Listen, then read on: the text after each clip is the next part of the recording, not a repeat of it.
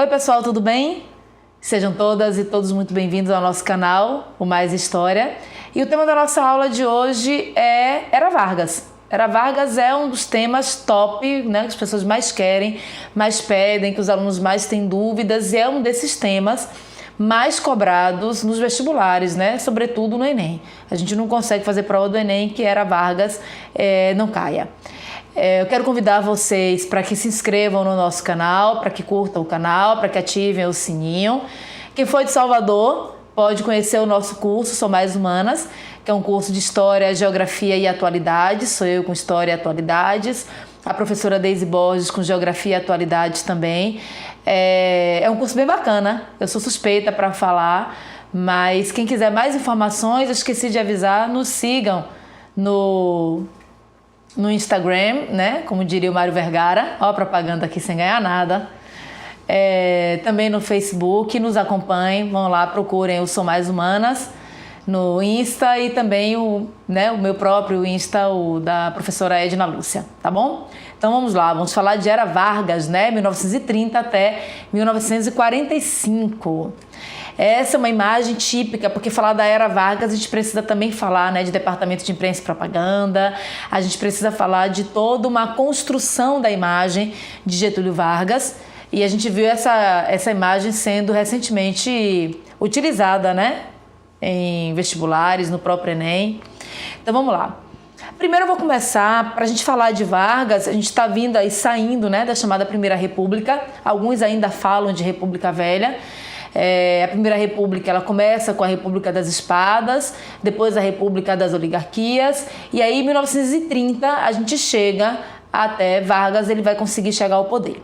Eu coloquei, observem, o termo Revolução de 1930, eu coloquei revolução entre aspas, né? Porque eu prefiro trabalhar com o conceito de revolução adotado pela Hannah Arendt, de revolução como sendo de fato algo que muda toda a estrutura, né, profundamente a estrutura de uma sociedade. Para ser revolução é preciso que de fato algo novo nasça. Então essa revolução, o conceito de revolução para que aconteceu em 1930, ele é um conceito que pode ser abraçado por algumas correntes e rejeitado por outras, né? Por isso que ele está aparecendo também entre aspas. E qual é o contexto que leva à chamada Revolução de 1930 e consequentemente a chegada de Getúlio Vargas ao poder, né? Primeiro, gente, toda a década de 20 ela é marcada por uma crise generalizada. E para a gente entender as raízes dessa crise, a gente precisa voltar no tempo. Se a gente pegar, né, o iniciozinho do século XX, a gente já vai ver, na passagem do século XIX para o século XX, a gente já vê uma crise na produção de café, né? A verdade é que já há algum tempo os cafeicultores vinham produzindo mais café do que aquilo que o mercado demandava. E aí a gente tem em 1914 o advento da Primeira Guerra Mundial. Então, quando nós pensamos nas raízes, no contexto histórico, para entendermos a Revolução de 1930, a gente vai falar dessa crise generalizada, dessa recessão econômica que vai marcar a época, sobretudo como resultado da diminuição da baixa nos preços do café. Atrelado a isso, nós vamos encontrar ainda uma diminuição do capital estrangeiro. Por quê? O advento da Primeira Guerra Mundial estabeleceu outras prioridades. Então, os países envolvidos na Primeira Guerra Mundial estavam tendo que lidar com o contexto da guerra, com a realidade da guerra, com as demandas da guerra, com os custos da guerra. Então, os investimentos no mercado externo, eles acabam ficando limitados.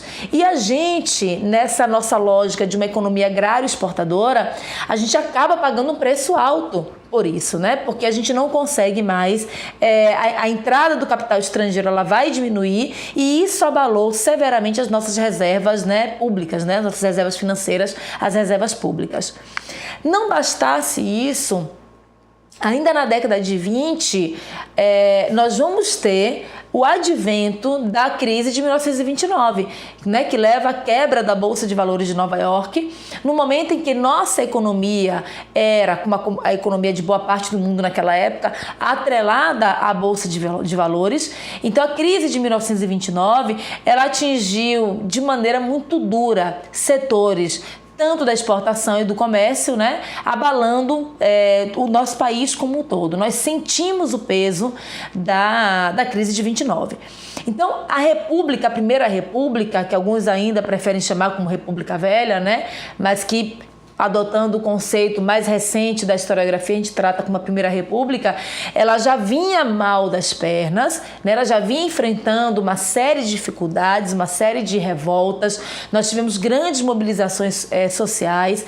A Primeira República ela foi marcada pelo coronelismo, pela política dos governadores, ela é marcada pelas inúmeras desigualdades sociais, por eleições extremamente violentas, ela é marcada pelas revoltas urbanas e também no campo, né, contestado, Canudos, a própria revolta da vacina na cidade, greve dos operários. Então, a República ela já vinha ali no processo de desgaste muito grande. E esse desgaste ele vai piorando na medida em que eventos externos acabam interferindo também na nossa economia e, consequentemente, na nossa sociedade. Então, o resultado disso tudo, eu coloquei para vocês, é uma ruptura, né, com a política, uma ruptura política que leva à rejeição daquele sistema que vigorava até aquele momento. Então, uma rejeição ao sistema oligárquico que põe fim à hegemonia, né, cafeeira, da burguesia cafeeira, na condição da política econômica, da política e da economia no nosso país. Então, já há algum tempo, vocês vão ver numa outra aula minha, que é essa ideia de uma política do café com leite, onde de fato havia um revezamento, né? São Paulo, Minas, não é verdadeira.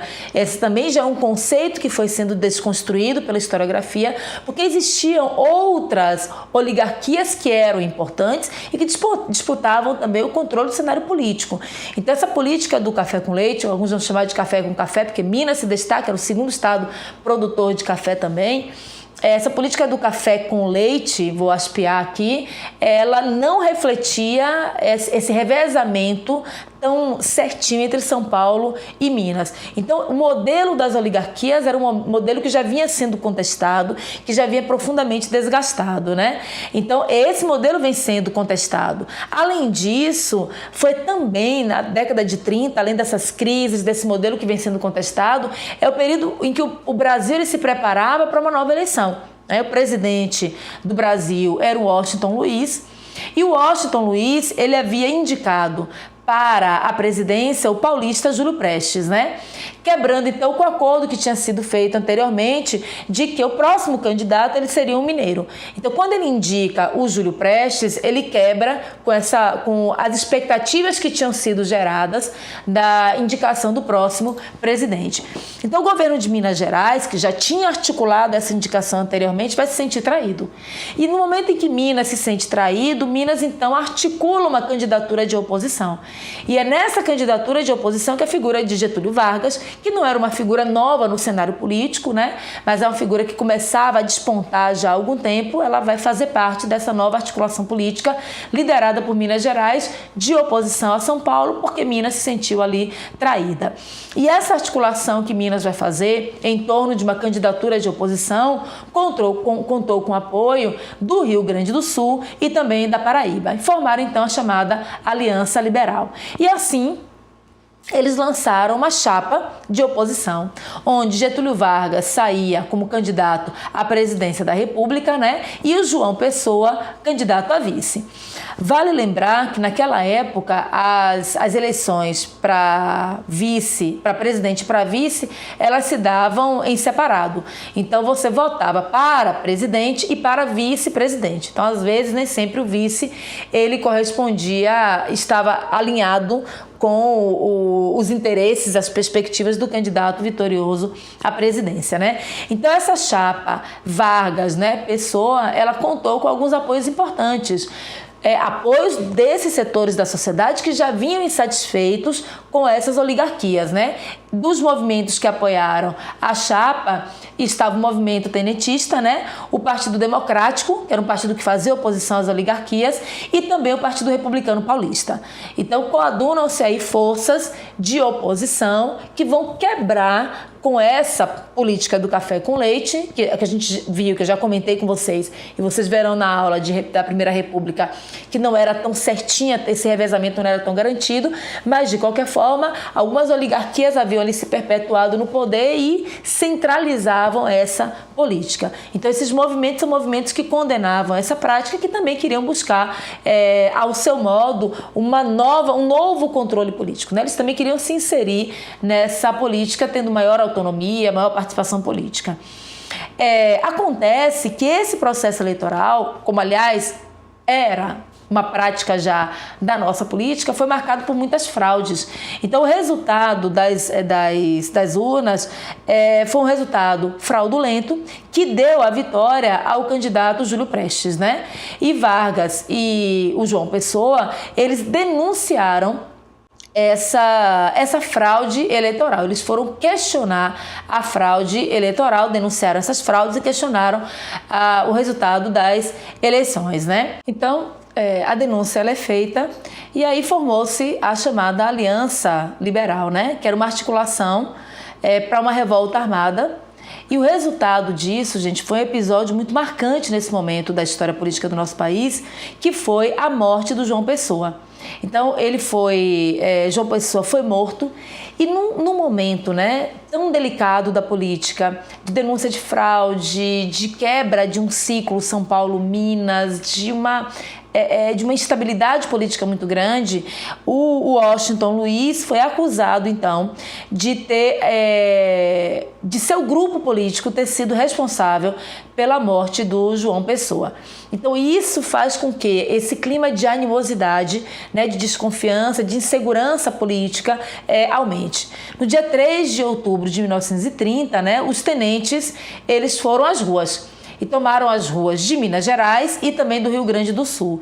E o movimento ele foi ganhando corpo e foi se espalhando pelo país, com exceção de São Paulo, porque São Paulo era um grande reduto, né, dos cafeicultores, do próprio Washington Luiz. Então, em São Paulo, os tenentes não tiveram uma participação grande, mas nos demais estados, sobretudo no caso de Minas Gerais e do Rio Grande do Sul, o movimento foi ganhando volume. No dia 24 de outubro de 1930, o movimento, a Aliança Liberal, esse movimento liderado pelos tenentistas, ele vai alcançar a vitória e aí o Washington Luiz ele vai ser deposto. Por que a gente está usando aqui a expressão deposição? Por que ele foi deposto? Porque vocês não podem esquecer que, embora o resultado da eleição ela já tivesse acontecido, a posse ela só viria em janeiro. Então, quando o movimento liderado por Vargas, né, pelos tenentes, por Minas, enfim, por essa aliança liberal, quando esse movimento ele chega à vitória, isso acaba antecipando a saída do Washington Luiz. Então, por isso que nós utilizamos essa expressão, né, que houve a deposição de Washington Luiz. E no dia 3 de novembro de 1930, Getúlio Vargas assumiu finalmente o governo federal em caráter provisório. E aí eu trouxe, as charges marcaram muito a nossa política, marcam até os dias de hoje, né? Hoje a gente tem muitos memes também. Mas as charges sempre marcaram muito a nossa política. Essa é uma charge onde Getúlio Vargas, né, com licença, né, seu Julinho, e toma a cadeira e assume a presidência do nosso país. Então, quando Getúlio assume, ele assume provisoriamente. Então, o governo de Vargas, a gente divide normalmente em 3 fases, né? Que é esse governo provisório, a fase constitucional e o chamado Estado Novo. Então, o governo provisório foi o período que foi de 1930 até 1934, né? Nesse momento, algumas divergências entre os apoiadores de Getúlio Vargas começaram a surgir, né?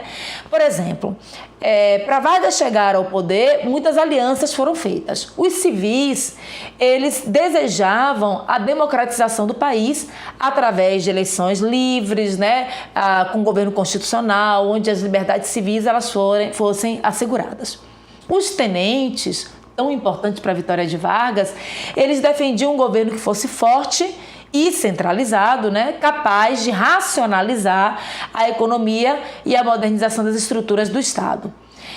Então, nós temos ali um debate entre um grupo propondo um governo mais descentralizado, democrático, com eleições livres, e os tenentes querendo um controle maior, né, e uma interferência também maior na economia, para que ela fosse modernizada, o Estado. Então, temos perspectivas diferentes de como é que Getúlio Vargas deveria conduzir o seu governo. E nesse período que vai de 1930 até 34, Vargas ele tomou algumas medidas importantes. Por exemplo, ele fez uma substituição da Constituição de 1891, através do decreto número 19.398. Porque a Constituição de 1891 era a Constituição que respaldava as oligarquias, a nossa segunda Constituição, né? Nós tivemos 7 Constituições ao longo da nossa história. Então, a gente tem a Constituição de 1824, né, que é a nossa primeira Constituição, que sobrevive ali durante toda a fase do Brasil Império, início até da República. Em 1891, nós tivemos a nossa segunda Constituição. E aí Vargas vem, nesse momento, e vai fazer uma substituição da Constituição de 1891, vai dissolver o Poder Legislativo em todas as esferas, né? E também vai garantir o acúmulo de 2 poderes para ele. Então ele vai se cercar, ele vai garantir, né, que ele tenha os poderes, o executivo, que já é próprio de qualquer presidente, mas também o poder legislativo. E passa então a governar através dos chamados decretos-leis, que seriam equivalentes hoje ao que a gente chama de medida provisória, né? E aí Vargas também, na sua política, nesse primeiro momento, né, saindo de uma crise, a chegada ao poder, todo o contexto que eu apresentei anteriormente para vocês, ele cria o chamado Código dos Interventores, né? Que era um código que legalizava, né? E também ele definia a competência dos tenentes que haviam sido nomeados como interventores para substituir os antigos governadores. É importante dizer que essa chegada de Vargas ao poder e dos apoiadores de Getúlio Vargas, uma vez Vargas estando no poder, ele vai precisar dar respostas a esses seus apoiadores. E os tenentes foram então agraciados com a função de serem interventores, né, nos estados onde Vargas julgava que seria interessante que esses interventores eles atuassem, né? E essa ascensão dos militares, os tenentes eram militares, ao poder causou uma indignação e uma revolta entre as oligarquias estaduais que imaginavam também, obviamente, né, que isso não iria acontecer. Principalmente, isso vai causar incômodo muito grande em São Paulo. As oligarquias paulistanas se incomodaram profundamente e esse incômodo, essa intervenção de Vargas na política de São Paulo levou à famosa Revolução Constitucionalista de 1932, né? Que alguns chamam também de Revolução, Movimento Constitucionalista de 1932 ou Revolução Constitucionalista de 1932. Agora, essa revolta, esse movimento constitucionalista, ele não aconteceu apenas pela política de intervenção de Getúlio Vargas, especificamente nesse caso em São Paulo. É um movimento que vai refletir também outros motivos, né? Entre esses motivos estava o fato da compra e da queima de café feito pelo governo com o objetivo de valorizar o produto. Eu citei para vocês que a crise, já há algum tempo que o Brasil vinha produzindo mais café do que aquele que o mercado absorvia, e no final a gente teve lá o convênio de Taubaté, a gente viu que havia uma política que acabava, de certa forma, estimulando os cafeicultores a continuarem produzindo desenfreadamente, porque no final o Estado ele acabava ali arcando com os custos, né? Comprava esse café, estocava esse café, e os cafeicultores continuavam, não aprendiam a lição e continuavam produzindo desenfreadamente. E aí o governo de Vargas vai colocar um freio nessa prática política que era muito nociva também para a nossa economia. E aí essa questão, né, de comprar e queimar o café com o objetivo de valorizar o produto também foi um dos motivos por trás desse movimento constitucionalista de 32. A proibição também de novas plantações, porque o governo havia uma mentalidade, né, já acostumada a produzir e o Estado, né, a nação, arcar com esses prejuízos. Então o governo teve que também proibir que novas plantações de café fossem feitas. Então isso causou um incômodo muito grande, né? E o fato dessa proibição, ela também vai contribuir para uma migração de camponeses para São Paulo, que não havia se preparado para receber esse contingente populacional, o que só fez ali aumentar as questões, né, sociais, os dramas sociais característicos também desse período. Um outro fator, e aí diz respeito diretamente a uma política intervencionista por parte de Vargas, foi a nomeação do tenente, né, o João Alberto Lins de Barros, que fez parte da coluna Prestes.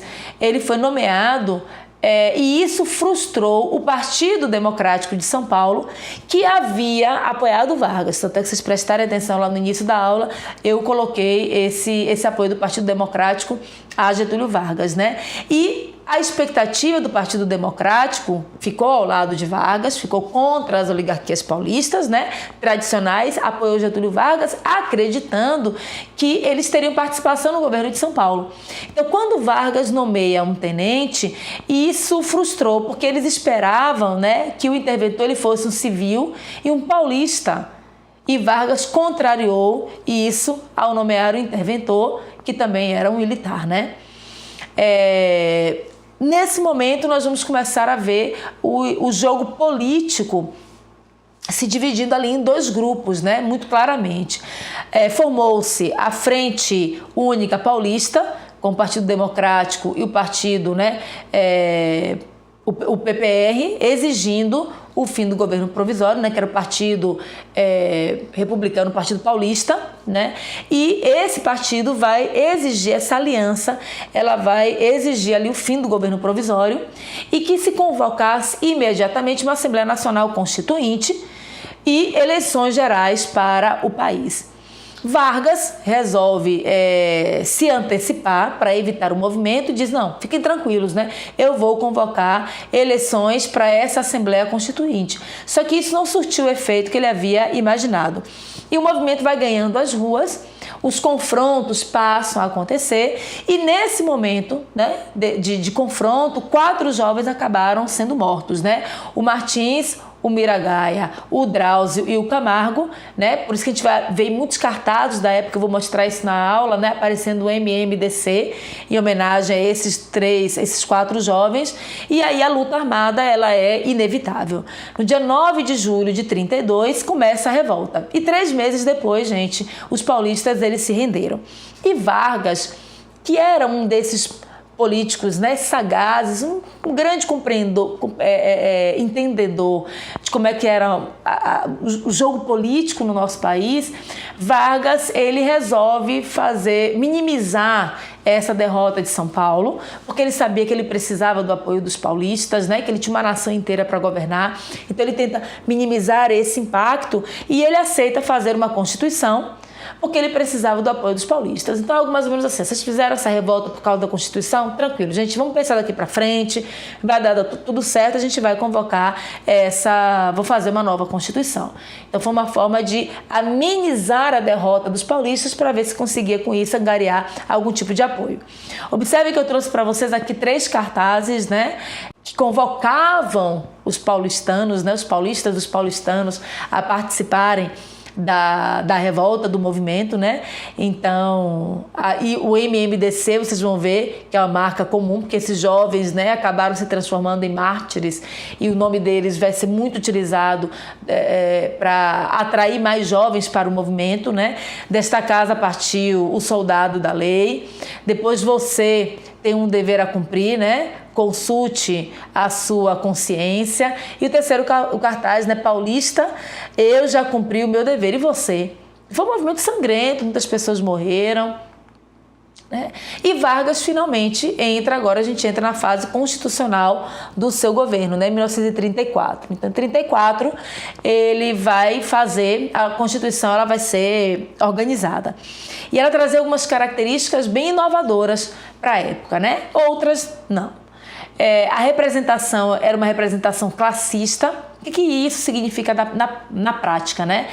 Dizer que uma parte dos deputados deveria ser escolhida por associações profissionais de empregados e de empregadores. Era uma forma de fazer com que houvesse uma representatividade desses setores, né? Tanto de patrões quanto de empregados. Estabeleceu também que o voto seria o voto secreto, né, direto, era um voto facultativo tanto para os menores de 21 anos, incluindo aí as mulheres. Mulheres, era facultativo o voto às mulheres, né? Quem é que não tinha direito ao voto, né? Os analfabetos, os mendigos, os soldados e os padres. E muita gente questiona, mas por que soldado não pode votar? Por que padre não pode votar? É justamente para manter o conceito republicano nesse momento e evitar aquilo que nós tivemos, né? A presença dos militares, um golpe militar derruba a monarquia no nosso país. A gente tem uma república, que é uma coisa muito louca, né? Que a gente construiu um termo de uma república, né? Dos militares e uma república das oligarquias. E o termo república das oligarquias é uma insanidade, porque a coisa pública ela não pode ser de um grupo pequeno, né? Então a república das oligarquias é uma aberração, é um termo completamente distorcido, carente de qualquer tipo de sentido, né, de nexo. Então a ideia era manter esse Estado laico, um Estado em que a presença dos militares ela não fosse uma presença assim marcante. E sem falar que os soldados, eles não tinham como garantir a presença dos soldados no domicílio eleitoral, né, para que eles pudessem votar, porque era preciso fazer a segurança do país como um todo. Houve a criação também da justiça eleitoral, já que agora nós tínhamos normas eleitorais, a justiça eleitoral ela era fundamental. O ensino primário gratuito, né, e de frequência também obrigatória, foi um avanço garantido constitucionalmente por Getúlio Vargas, né? Ele entendeu que alguns setores da economia deveriam ser nacionalizados, não poderiam sob nenhuma hipótese, né, serem vendidos. Então a nacionalização de minas, né, de jazidas minerais, quedas d'água também. Foi criada a Justiça do Trabalho porque o Vargas vem com a consolidação das leis trabalhistas, né? Os direitos trabalhistas vão surgir com Getúlio Vargas. Então, entre esses direitos trabalhistas assegurados pela própria Constituição estava a jornada, né, de 8 horas de trabalho, o descanso semanal remunerado, indenização nas dispensas sem justa causa, proteção ao trabalho do menor e da mulher, férias anuais remuneradas, estabilidade à gestante, né? Então foram avanços trabalhistas e os avanços trabalhistas exigiam também uma legislação específica a respeito para tratar desse tema, por isso que a Justiça do Trabalho ela foi criada, né? Agora, a eleição, apesar de todos esses avanços, a eleição para presidente ela se daria de maneira indireta. Então, o governo constitucional, que é esse período que vai de 1934 até 1937, ele vai também refletir uma polarização que vinha acontecendo já no mundo, né? A gente sabe que a partir da pós-Primeira Guerra Mundial, nós vamos ter ali a Primeira Guerra Mundial, vem a crise de 29, a ascensão dos chamados regimes totalitários, né? Nazi-fascistas, foi o caso da Itália, foi o caso da Alemanha, mas a gente não pode esquecer da Espanha, não podemos esquecer de Portugal, onde inclusive vai levar a chamada Revolução dos Cravos. O Brasil não ficou alheio a isso. Então essa polarização ideológica ela chega até o nosso país e aqui nós vamos ter de um lado, né, os defensores do nazifascismo, chamados integralistas, e os comunistas, né, que vão aparecer através do aliancismo. Essa polarização que está acontecendo no mundo, ela foi um resultado muito direto de uma fragilidade desses estados democráticos. Observem que a ascensão dos regimes totalitários da extrema-direita, ela se dá dentro de um contexto de nações onde as democracias eram muito recentes, né? Onde o Estado democrático de direita era muito recente, né? Eram muito jovens, então por isso muito frágeis. Nas nações onde as democracias estavam plenamente constituídas, ainda com toda a crise, apesar de toda a crise, não vai haver um crescimento dos regimes totalitários, né? E o Brasil ele vai colher os frutos positivos e negativos dessa polarização. E aí aqui no Brasil, os dois grupos que se formam, né? Os integralistas e os aliancistas. O que os integralistas defendiam? Os integralistas eram nazifascistas, portanto anticomunistas. Qualquer pessoa que venha hoje acusar o nazismo de ser de esquerda ou de ser socialista carece de leitura. Então é importante que a gente se intere, que a gente leia, que a gente se aproprie, para a gente não trabalhar conceitos que são equivocados, né? O nazismo nunca foi de esquerda, o nazismo nunca foi socialista, o nazismo, nem muito menos o fascismo, não foram regimes de esquerda, não foram socialistas, não foram comunistas, muito pelo contrário, né?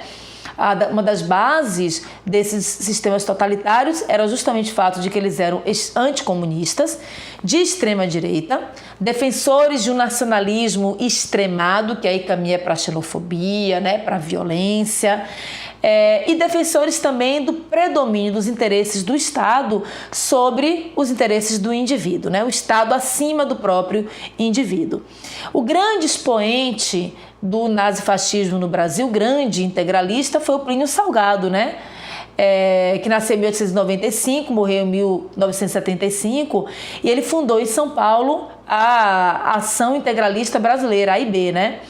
E o lema, Deus, Pátria e Família. É interessante como esse lema, de tempos em tempos, ele volta, né? A gente, vez ou outra, a gente percebe o quanto esse tema, essa bandeira ainda é uma bandeira eficaz.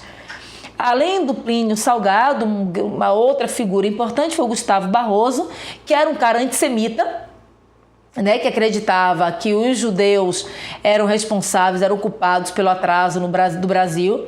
E isso é um dado absurdo sobre diversos aspectos, inclusive numericamente, porque várias pesquisas, vários dados nos apontam que a população de judeus no Brasil girava em torno ali aproximadamente 150 mil pessoas, né, no início da República. E mesmo antes, como cristãos novos, né, quando vieram na nossa história, no início do processo de colonização. Então é preconceito pelo preconceito. Eu disse numa outra aula em que eu falava sobre o feminicídio, eu disse para vocês que o machismo ele se sustenta no preconceito e na intolerância, né? O antissemitismo aqui também. Acusar os judeus de serem responsáveis pelo atraso no Brasil é, no mínimo, mau-caratismo, né? Não tem fundamento qualquer. Em sua maioria, esses integralistas, eles eram funcionários públicos, né? Alguns eram membros do clero também, alguns eram empresários, e em menor escala nós vamos encontrar alguns como participantes das Forças Armadas.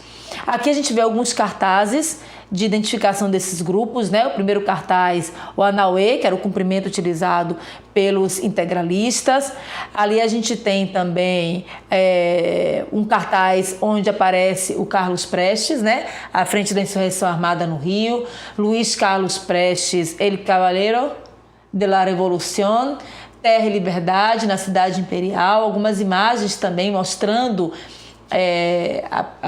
a participação desses grupos na política brasileira, né? E os aliancistas, um movimento que surgiu lá em 1935 e fundou a Aliança Nacional Libertadora, a ANL, que era uma frente popular liderada naquela época pelo Partido Comunista do Brasil, né? O Partido Comunista Brasileiro, e a grande figura, o grande expoente foi justamente Luiz Carlos Prestes, né? O que os aliancistas defendiam? Eles defendiam o não pagamento da dívida externa, porque eles consideravam, né, que era uma apropriação indevida, que não fazia sentido. O capital estrangeiro, enfim, os bancos já lucravam muito. Defendiam também a nacionalização das empresas estrangeiras, a reforma agrária, liberdade de expressão era um outro tema de valor para esse grupo, né? Liberdade de expressão, liberdade de pensamento, e que fossem atendidas as demandas da classe trabalhadora. Em 1935, eles organizaram um grande levante, um levante comunista, e o Prestes, ele publicou um documento, um manifesto, em que ele incitava o povo a derrubar o governo Vargas, porque o governo Vargas se mantinha aí no poder já há mais tempo e com medidas que ele considerava que eram medidas inadequadas, né? A Aliança Nacional Libertadora, ela então foi colocada, Vargas age, coloca a Aliança Nacional Libertadora na ilegalidade, na clandestinidade, fecha as suas sedes, age de maneira muito violenta no combate à Aliança Nacional Libertadora, e no Rio Grande do Norte, gente, em Pernambuco e no Rio de Janeiro, a violência utilizada acabou fazendo também com que esses aliancistas eles pegassem armas. Tem isso, então, a famosa intentona comunista, né? O governo vai reprimir o movimento e vai decretar, então, estado de sítio. E quando se decreta estado de sítio, você cria um estado de exceção. E nesse momento Vargas não tinha interesse em, de fato, convocar as eleições. Ele queria manutenção das eleições indiretas para garantir a sua vitória. Ele não queria uma eleição direta, uma eleição ampla. Então ele vai utilizar esses acontecimentos, a própria intentona comunista, como argumento para evitar que se convoquem eleições, né? A luta contra o comunismo acabou colaborando para unir os oficiais das Forças Armadas, né, em torno do golpe que estava sendo tramado por Getúlio Vargas. Então, Getúlio Vargas, ele cria a partir de um levante, porque ele coloca o Partido Comunista na clandestinidade, manda fechar as suas sedes, age com violência. Ele próprio havia feito algumas declarações que davam a entender, ou pelo menos sinalizavam, algum tipo de admiração pelos regimes totalitários. Ele próprio já se mantinha no poder há algum tempo, né? Sem um processo eleitoral dentro das normas que se esperavam, com eleições diretas, etc. Então ele utiliza esse momento delicado para conseguir o apoio das Forças Armadas, que tinha pavor à ideia de falar em comunistas. Né? Os comunistas comiam criancinhas, os comunistas eram uma aberração. Até hoje a gente espera os comunistas que vão vir tomar o Brasil. Desde 1917 que se espera esse povo vir tomar o Brasil até hoje. Morreram, né, na Sibéria, em algum lugar, não deram conta, vieram de alguma forma que eles não conseguiram chegar. Mas enfim, o comunismo acaba sendo uma bandeira até hoje muito eficiente, né, porque se conhece muito pouco também. Ele utiliza essa questão da intentona comunista, dos comunistas, para aglutinar as Forças Armadas e aí organizar o golpe que ele pretendia, né? E qual foi esse golpe? Vargas cria um factoide, uma mentira, o chamado Plano Cohen. O Plano Cohen, gente, ele foi um plano falso, né, criado por um general integralista, que era o general Olímpio Mourão Filho, e o Olímpio Mourão Filho forja um documento, e nesse documento, ele tratava do seguinte: era um documento que previa massacres e incêndios às instituições religiosas, né, às igrejas, o desrespeito à honra e os sentimentos mais íntimos da mulher brasileira. Hoje, não para qualquer dúvida, todos nós sabemos que o documento foi falso, uma grande invenção criada naquele momento para alimentar um sentimento anticomunista, um pânico na sociedade que justificasse a anulação dos direitos civis, né, a não convocação da eleição e a criação do Estado Novo. Então, Vargas cria ali um inimigo comum e alguma coisa que vai distrair a população e que vai ficar profundamente agradecida. Ele vai dizer: não é o momento das eleições. Nós temos uma ameaça externa. Os comunistas querem acabar com a nossa sociedade, querem atentar contra as nossas instituições mais valorosas, querem desonrar as nossas mulheres. Não posso convocar eleições. Então ele cria esse artifício para se manter no poder, né? Então o Plano Cohen, o falso Plano Cohen, ele serviu como mecanismo para conseguir acelerar o golpe contra o Estado de Direito, né? No dia 10 de novembro de 1937, Vargas ele vai outorgar uma nova Constituição, anunciar o golpe que cria então a chamada ditadura do Estado Novo. E nessa ditadura, uma nova Constituição ela vai ser criada. Então, eu já comentei para vocês que ao longo da nossa história nós tivemos 7 Constituições. Então, a gente tem a Constituição de 1824, depois a Constituição de 1891, depois com Vargas a Constituição de 1934 e agora a Constituição do Estado Novo, que é a Constituição de 1937, né? Que foi elaborada por um jurista, o Francisco Campos, dando ao presidente o direito de baixar decretos-leis, que eu já disse que é o semelhante que nós chamamos hoje de medida provisória, nomear interventores para os estados, fechar também o legislativo, tanto federal quanto nos estados brasileiros, e aposentar funcionários públicos. Nessa coisa de aposentar funcionários públicos é um mecanismo de repressão, né? Porque você vai aposentar, sobretudo, aqueles que de alguma forma fazem oposição ao seu governo. É muito triste isso é muito... A perseguição aos funcionários públicos é bem típico, bem característico, né, de governos autoritários. As eleições presidenciais elas foram suspensas, as greves foram proibidas e os sindicatos passaram a ser ainda mais controlados, né? E Vargas, então, as 3 fases que eu citei do governo de Vargas, né? O governo provisório, a fase constitucional e o Estado Novo. E quando a gente fala de Getúlio Vargas também, a gente tem que dar uma atenção muito especial à política econômica adotada por Vargas, né? Que era uma economia onde nós dizemos que foi uma economia de industrialização por substituição de importações. O que era isso, né? A indústria, ela já vinha numa fase de crescimento, né? E ela cresceu mais ainda, ela conseguiu crescer mais do que a própria agricultura. E alguns fatores contribuíram para esse crescimento acima da produção agrícola. Então, não é que a agricultura tenha nascido nesse momento, não é que a indústria tenha nascido nesse momento. A indústria, ela já vinha num processo de transformação. Na minha aula sobre a Primeira República, eu falo a respeito disso. Ela já vem num processo de crescimento que vai se acelerar, sobretudo a partir do que aconteceu com a crise de 1929. A Primeira Guerra Mundial já deu uma mãozinha e a crise de 1929 foi uma crise que durou ali de 29 até 33, junto com a Segunda Guerra Mundial, que é de 39 até 45, acabaram estimulando o Brasil a fabricar aquilo que antes nós importávamos. Então, diminui as importações, porque o contexto de crise de guerra não favorecia, e a gente começa a produzir parte daquilo que a gente necessitava importar, a gente começa a produzir. E Vargas, então, vai investir pesadamente o Estado vai investir pesadamente no desenvolvimento industrial para suprir as necessidades do mercado brasileiro, né? E vai adotar também, paralelo, conjuntamente a isso, uma política de proteção tarifária, diminuindo as tarifas sobre os produtos industrializados, né? E elevando sobre os produtos importados, que eram similares àqueles produzidos no Brasil.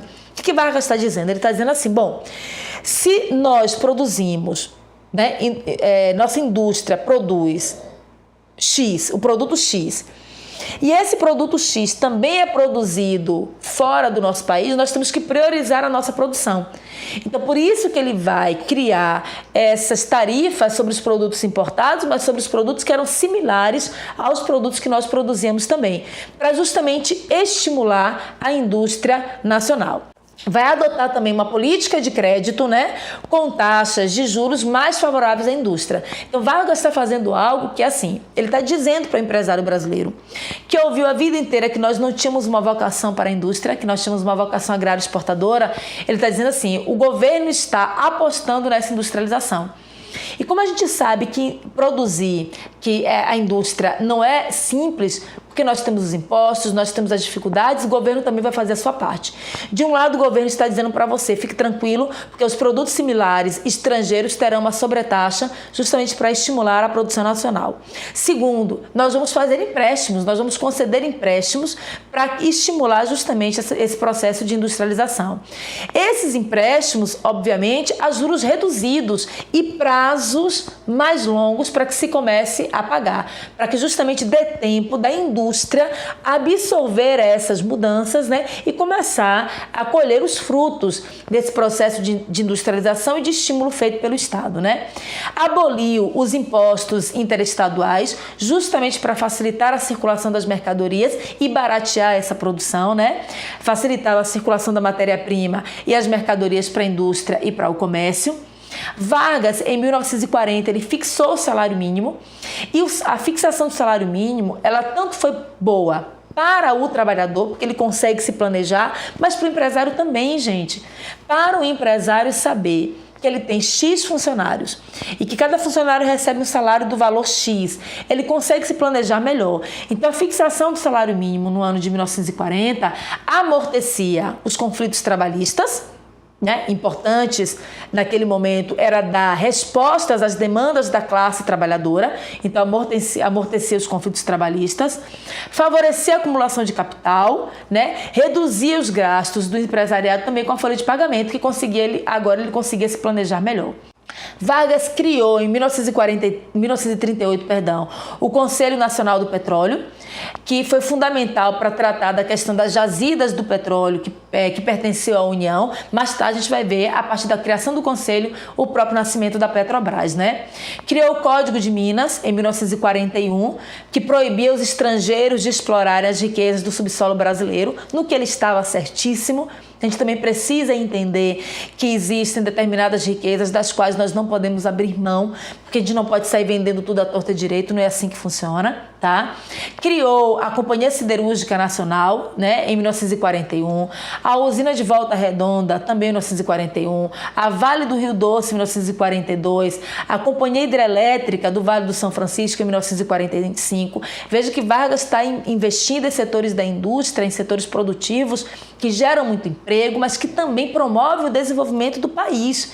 Era muito claro para Vargas a necessidade dessa política, né, nacional, desenvolvimentista. Né? A criação dessas estatais todas garantia a produção de matérias-primas e garantia também a produção de bens intermediários e de bens de produção que alimentaria a nossa própria indústria. Então ele está fazendo uma economia muito mais autônoma, muito mais independente. Redefiniu o papel da agricultura na economia do Brasil. Não é que Vargas não valorizasse a agricultura, valorizava sim, tanto é que a agricultura vai crescer durante o governo de Vargas. Só que Vargas vai redefinir esse papel e vai valorizar outros setores da economia também, né? Ele queimou, e o que ele não queimou, ele mandou lançar ao mar, ali entre os anos de 1931 até 39, cerca aproximadamente 30 milhões de sacas de café. Né? Daquela época das cotas de sacrifício, o Estado aqui está assumindo parte das despesas, dos custos envolvendo isso também. Criou um imposto por pé de café, com o objetivo justamente de inibir novos plantios.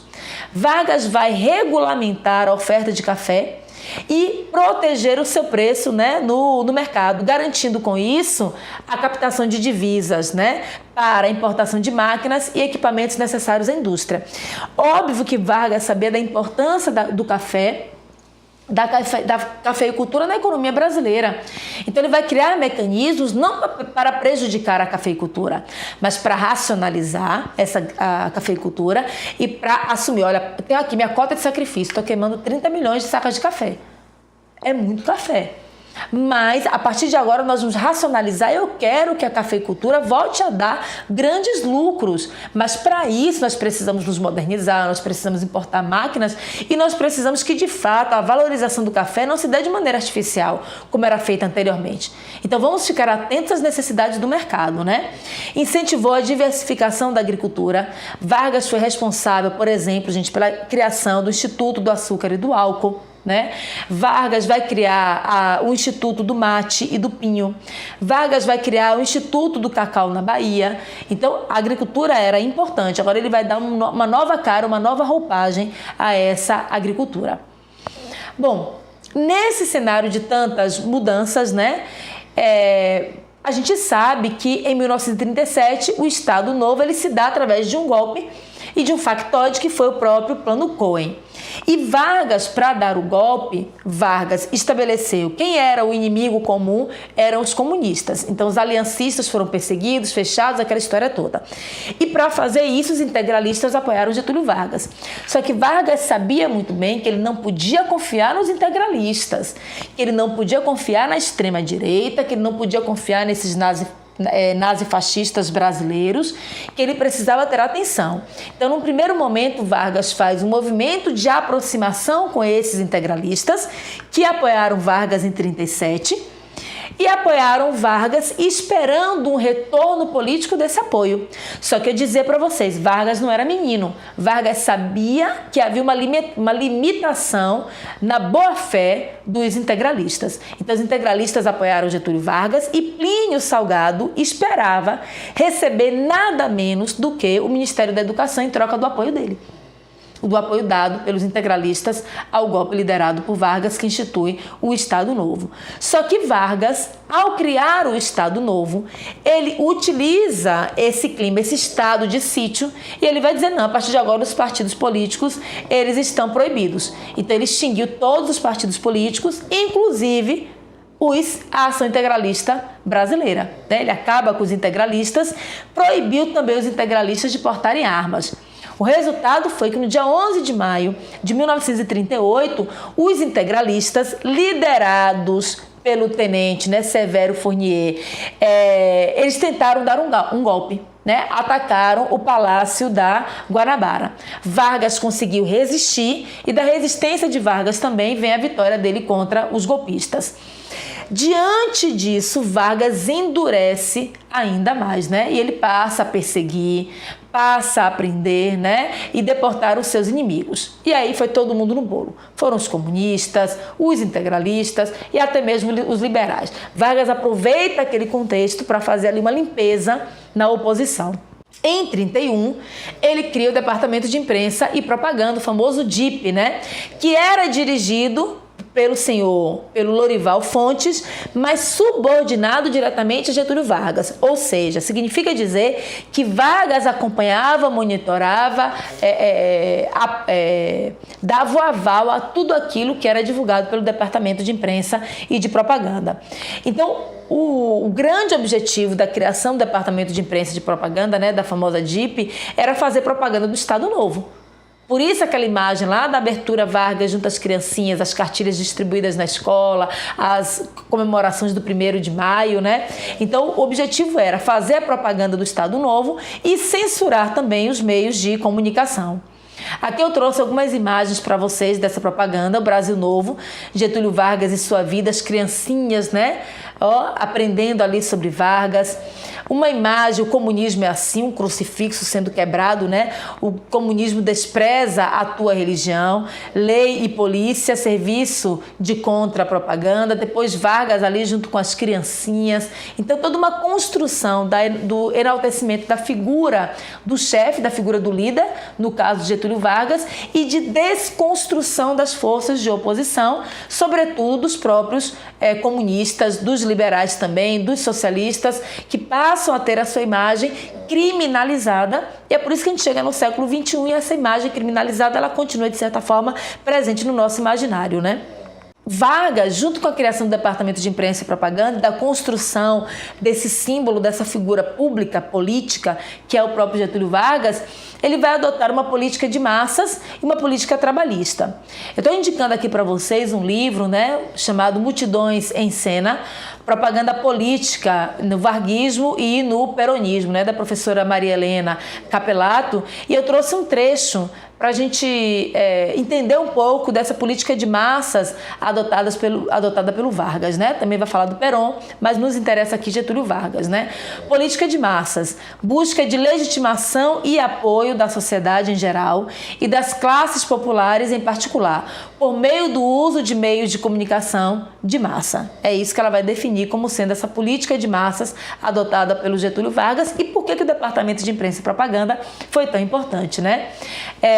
Aqui mais uma caminhada, manifestação, o trabalhador também tem seu lugar no Estado Novo e dando sequência a essa política de massas e essa política trabalhista que Vargas vai abraçar a causa trabalhista, a causa operária, vai abraçar os trabalhadores com algumas peculiaridades, digamos assim, né? Ele vai utilizar muito o rádio, né? A era do rádio, o rádio foi fundamental na construção dessa política de massas e dessa política trabalhista de Vargas, né? A criação da Hora do Brasil, que era dirigido pelo próprio Departamento de Imprensa e Propaganda e tinha 3 finalidades muito claras, né?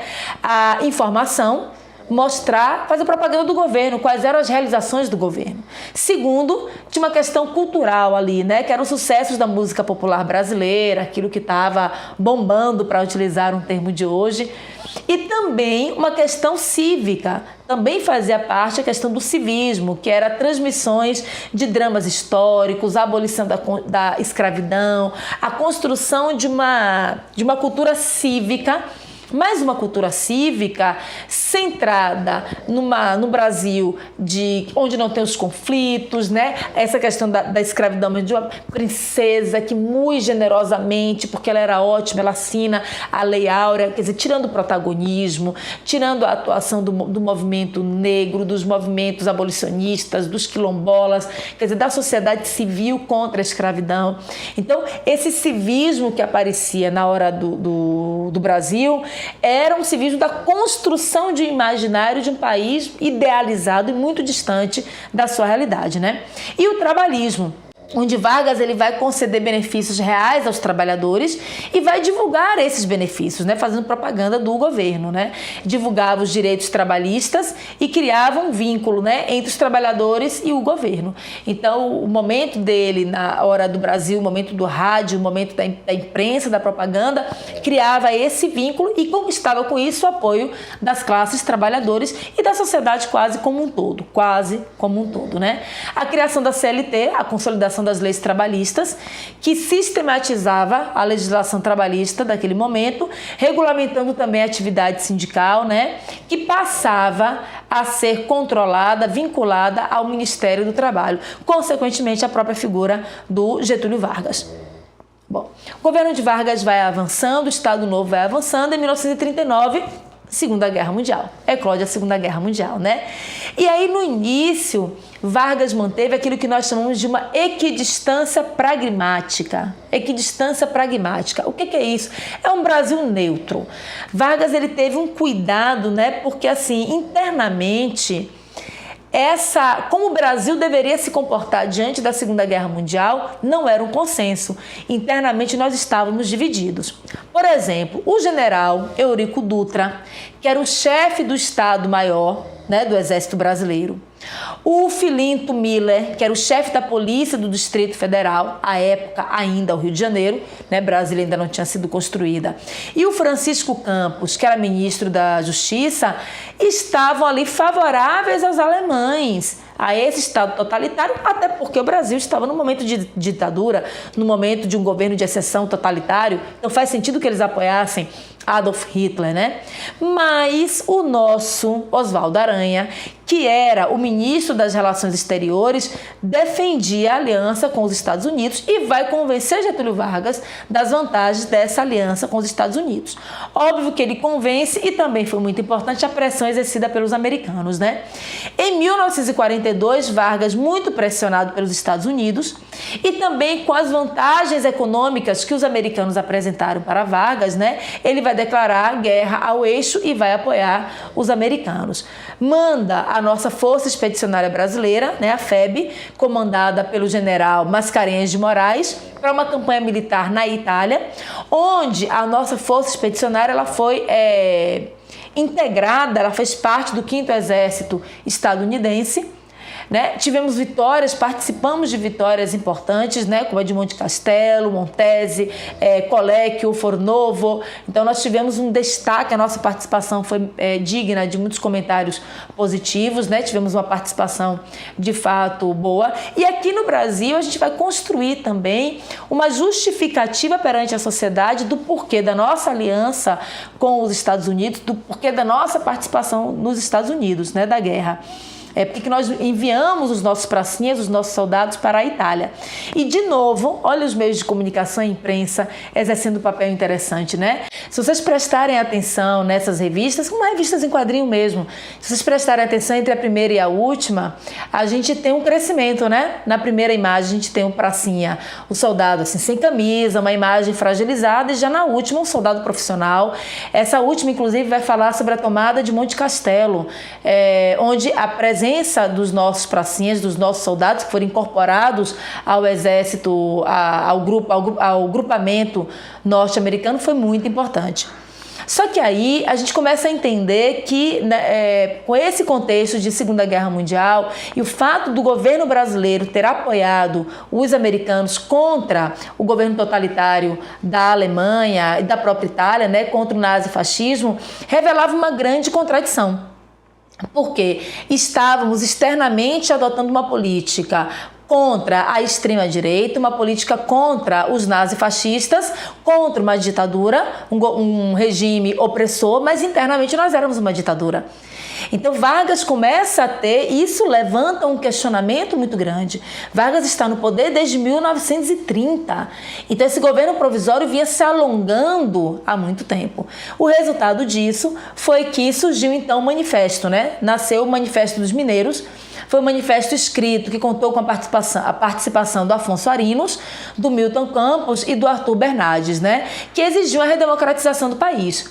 Não apenas os mineiros, o Manifesto dos Mineiros vai exigir essa redemocratização, mas também alguns aliados do próprio governo Vargas, né? O Oswaldo Aranha vai fazer isso, o general Góes Monteiro também, a própria União Nacional dos Estudantes, a UNE, vai exigir essa redemocratização. Alguns órgãos da imprensa também estão pedindo essa redemocratização, se manifestam a favor disso. Muitos jornalistas vão criticar. E aí Vargas, em 1945, ele resolve convocar novas eleições. Vargas também suspendeu a censura à imprensa, né, e liberou a existência de partidos políticos. A oposição insiste numa campanha contra Getúlio Vargas. E Vargas era um político muito experiente. E ele sabia que ele não podia correr o risco de um impeachment, de ser retirado do governo. O que Vargas vai fazer?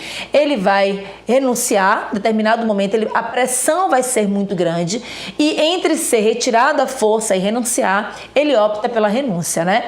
E isso deu origem, toda a pressão que era feita contra Vargas, para que Vargas renunciasse, para que Vargas convocasse eleições, para que ele saísse do governo, encontrava resistência por parte dos apoiadores de Getúlio Vargas, dando origem a um movimento que nós chamamos de movimento queremista. Então, o queremismo foi um movimento, foi uma reação popular que defendia a permanência de Getúlio Vargas, porque a classe trabalhadora tinha muito receio de perder os direitos que haviam conquistado. E era a primeira vez no governo de Vargas, foi de fato, que a gente goste de Vargas, que a gente critique Vargas ou não, a verdade é que o governo de Vargas é a primeira vez na história em que os direitos trabalhistas vão ser concedidos. Há um grande avanço no desenvolvimento econômico, no crescimento social, na política trabalhista de Vargas. Então a classe trabalhadora tinha muito receio de que um outro governante não adotasse a mesma política, por isso o movimento queremista, né? O resultado, gente, vai ser que no dia 29 de outubro de 1945, um golpe liderado pelo Góes Monteiro, junto com Eurico Gaspar Dutra, vai pressionar Vargas, né? Eles tentam invadir lá o palácio e Vargas acaba renunciando. Abdica, renuncia, e o presidente do Supremo na época, né, que era o José Linhares, é quem vai assumir o governo do Brasil numa condição provisória para que novas eleições fossem convocadas. Chegava ao fim, dessa forma, o Estado Novo.